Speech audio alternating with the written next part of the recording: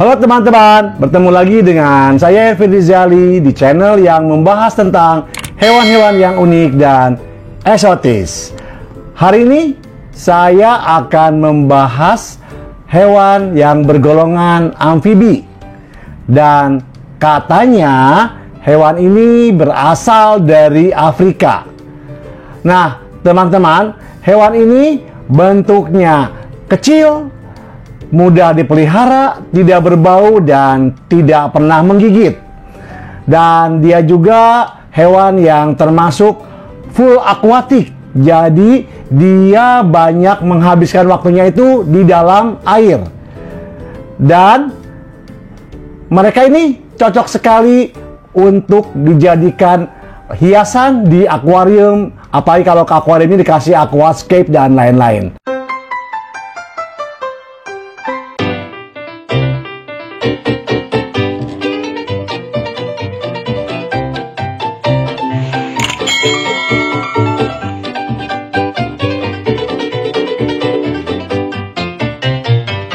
Hewan ini sangat jarang sekali di pasaran ya. Jadi hewan ini itu merupakan hewan yang termasuk langka ya. Jadi kalau ada juga yang punya, mungkin sangat sedikit sekali dan memang sangat susah sekali untuk dicari hewan ini.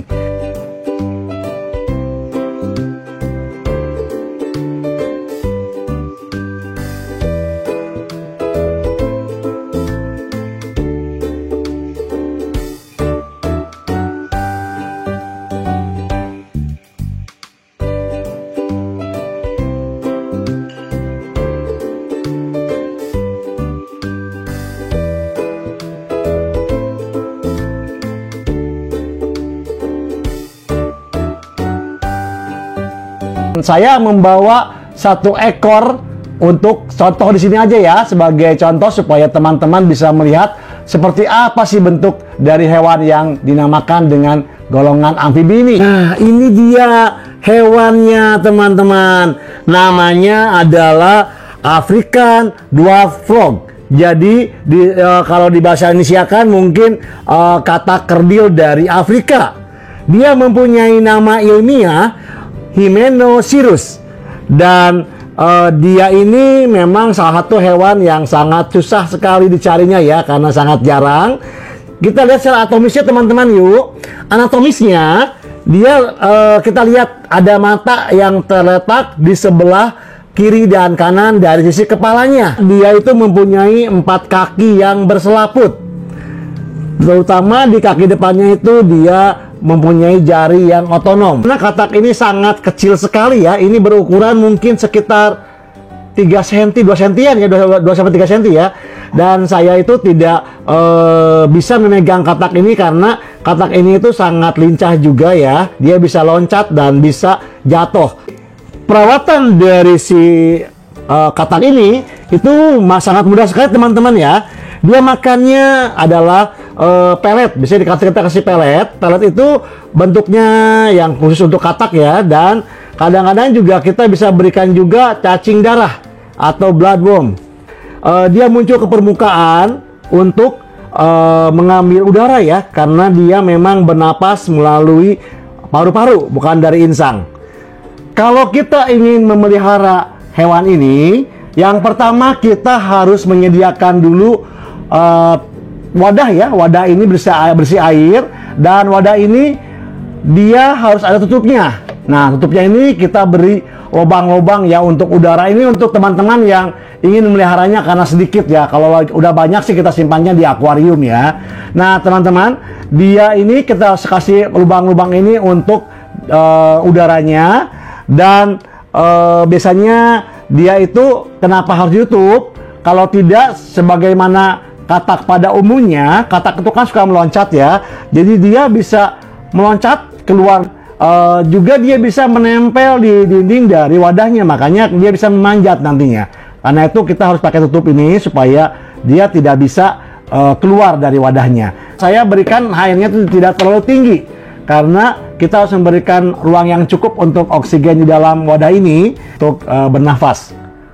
Untuk harapan hidupnya biasanya dia rata-rata berumur antara 5 tahun, tapi kadang-kadang ada yang memelihara katak ini bisa sampai 20 tahun lebih.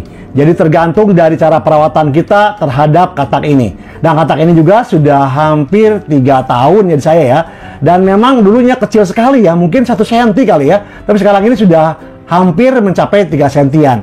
Dan memang katak ini juga katak yang termasuk katak yang bentuknya kecil ya. Jadi kita juga tidak memerlukan tempat yang perlu besar atau tempat wadahnya ya. Jadi cukup yang kecil aja dan kita bisa memelihara mereka. Kita juga harus sering membersihkan wadahnya ini, yang bersih air ini, supaya bekas makanannya dari kotorannya juga tetap terbuang ya.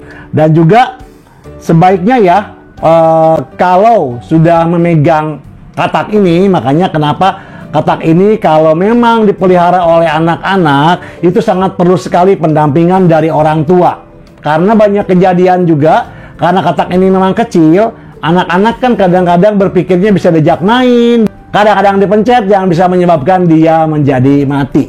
Jadi perlu sekali untuk pendampingan orang tua. Dan juga nanti setelah kita megang-megang katak ini, sebaiknya tetap cuci tangan ya, karena katanya sih katak ini tuh mengandung bakteri salmonella. Jadi kita harus hati-hati setelah megang-megang katak ini. Tetap kita harus cuci tangan, biarpun mau katak apapun juga, kita tetap kalau kita memegang hewan, kita harus langsung cuci tangan karena takutnya kita mengambil makanan dan kita makan. Oke, teman-teman, sampai di sini dulu perkenalan kita dengan katak yang dinamakan katak kerdil dari Afrika, yang memang termasuk unik ya. Selain unik juga dia sangat susah sekali dicari di pasaran. Dan apabila teman-teman sudah mendapatkan katak ini, yuk kita sama-sama merawat katak ini dan kita terus lihat perkembangannya sampai dia menjadi maksimalnya sampai ukuran berapa. Oke teman-teman, sampai bertemu lagi di hewan berikutnya yang lebih unik dan lebih eksotis. Salam teman-teman.